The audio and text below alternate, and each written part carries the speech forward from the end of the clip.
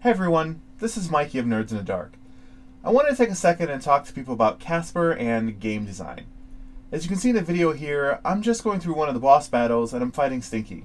But what I wanted to discuss was how game design is used to convey what a player should and shouldn't do in a game.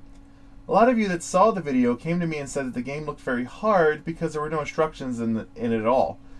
The most important thing for me to say here is that the game does give you everything you need to complete it, but that it just doesn't give you a good idea of how to use the tools successfully. One example of game design making an attempt to do it right in this situation is the room with the pillow.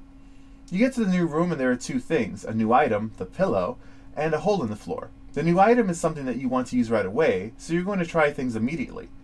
Putting the pillow in the room with the hole tells you that it's useful, but up to this point you know that leaving the room makes you unable to interact with or do anything, so it doesn't make sense to leave the room to use the pillow, but, well, there it is. Going back to the fight with Stinky, they give you perfume to fight the boss, and given that it's an item in the room, it's a good idea to use it. But with no instructions, you don't think, hey, stand in the way of the boss's projectile to freshen his breath. That's an idea that you can only get by having watched the movie, and if you have to watch the source material of the game to know how to beat the game, then this is a bad example of conveyance through game design. Here we see me fighting Stretch, another boss. Getting through this room, the idea is to use the plunger to plunge his face, but this is only done after he tries to strike you.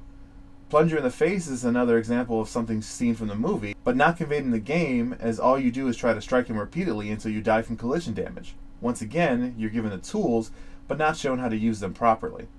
I'm not saying that the game had to give you tutorial prompts all the way throughout the whole thing, but good game design would have given you some imagery to convey the ideas that the items do important things.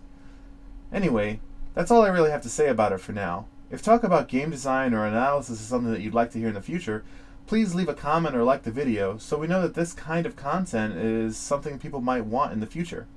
We've got a lot of great videos coming up, and I hope you guys stick around to watch them. Anyway, next time on Nerds in the Dark.